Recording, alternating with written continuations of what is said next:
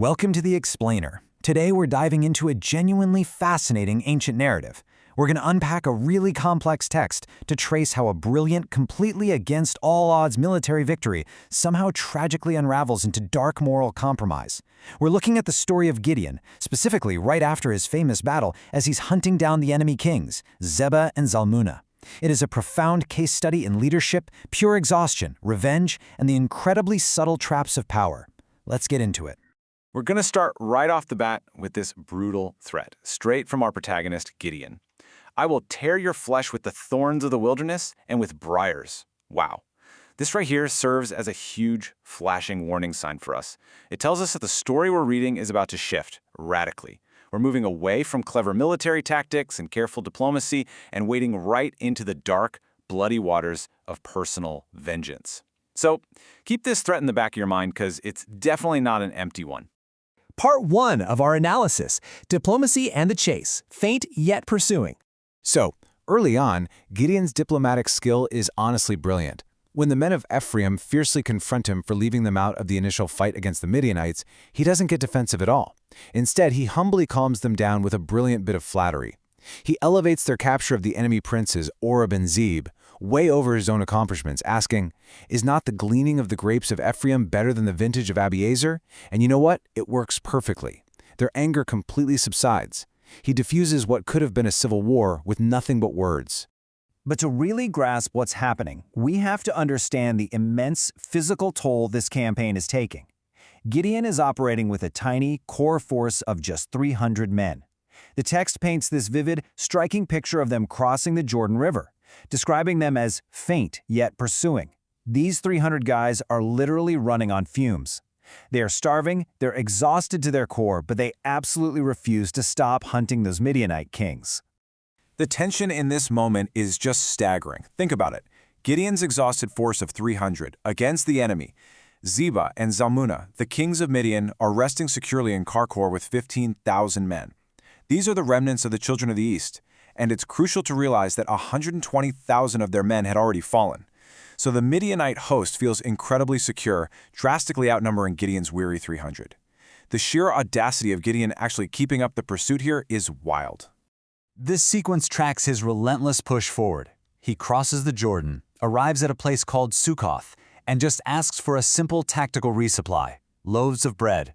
But instead of a hero's welcome, his own countrymen cruelly turn him away. He goes up to Penuel, asks again, and is denied yet again. The cruel irony of denying basic food rations to a national hero is palpable. But despite this betrayal by his own people, Gideon pushes on, strikes the secure host in Karkor, discomfits the entire army, and finally captures the two kings. But those denials of bread? Yeah, those sparked a deadly grudge. Part 2, Vengeance on the Doubters, the Turning Point. This is exactly where Gideon's character shifts drastically, from a humble diplomat to a totally ruthless conqueror. Remember that refusal of bread? Well, the princes of Succoth mocked him with these exact words. They basically looked at his 300 exhausted men and laughed, asking, "Are the hands of Zebah and Zalmunna now in thine hand, that we should give bread unto thy men that are weary?" Why risk feeding him when he hadn't even caught the kings yet?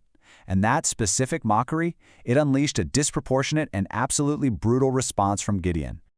After winning the battle, returning before the sun was even up, Gideon catches a young man from Succoth. He interrogates him, and the young man gives up some highly specific intelligence. He actually describes and lists out the princes and elders of Succoth, 77 men in total.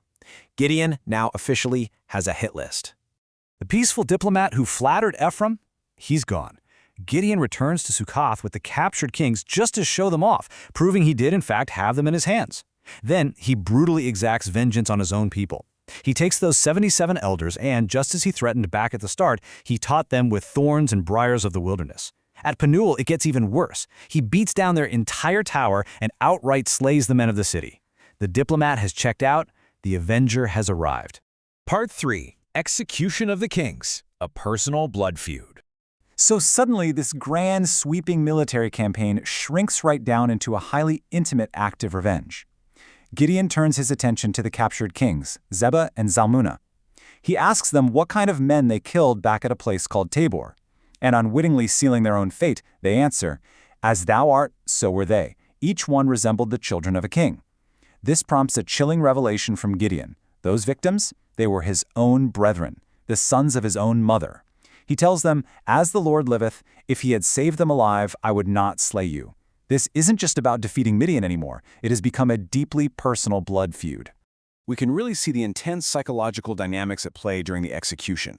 Gideon orders his firstborn son, Jether, to execute the kings, which is a massive humiliation for Zebah and Zalmunna, right? Being killed by a mere boy. But the youth is terrified and won't draw his sword. Notice the king's reaction, though. They look at Gideon and demand a warrior's death, taunting him, "Rise thou and fall upon us, for as the man is, so is his strength." So Gideon arises, slays them himself, and, mark this specific detail, he takes away the ornaments that were on their camels' necks. Moving to Part 4, The Snare of Gold, the Illusion of Piety. We've now reached the climax of the narrative, which is really about the subtle, tragic corruption of our hero. Because he delivered them from Midian, the men of Israel begged Gideon to establish a dynasty, to rule over them, him, his son, and his grandson. But Gideon offers this seemingly perfect, incredibly pious refusal. "I will not rule over you, neither shall my son rule over you, the Lord shall rule over you." He outright rejects the title of king. It sounds so humble, right?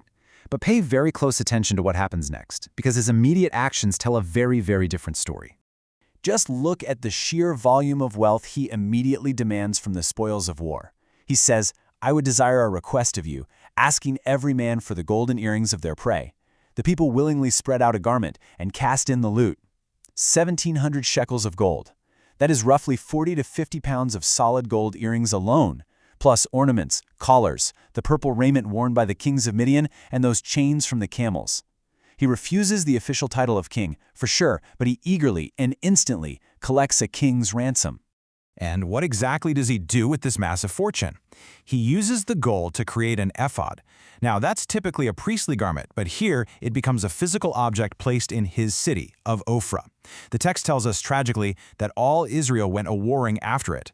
This golden monument, funded entirely by his victory, instantly triggered the spiritual downfall of his people. It literally became a snare, a trap unto Gideon and to his entire house.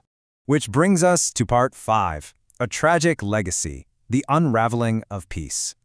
Gideon's reward for his victory was 40 years of domestic quietness. He subdued Midian, fathered 70 sons, plus another named Abimelech by a concubine, and died in a good old age. Sounds like a happy ending, right?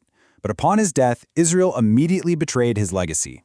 They turned right back to Baalim, worshipping false idol gods, specifically making Baal-berith their god, completely forgot the Lord who delivered them, and shockingly showed absolutely no kindness to Gideon's own family. This timeline really drives home just how rapidly the peace evaporated. You have 40 solid years where the country was in quietness. Gideon dies an old man. But notice the phrasing derived directly from the text. As soon as he was dead. The shift is literally instantaneous. They turned again to Baalim.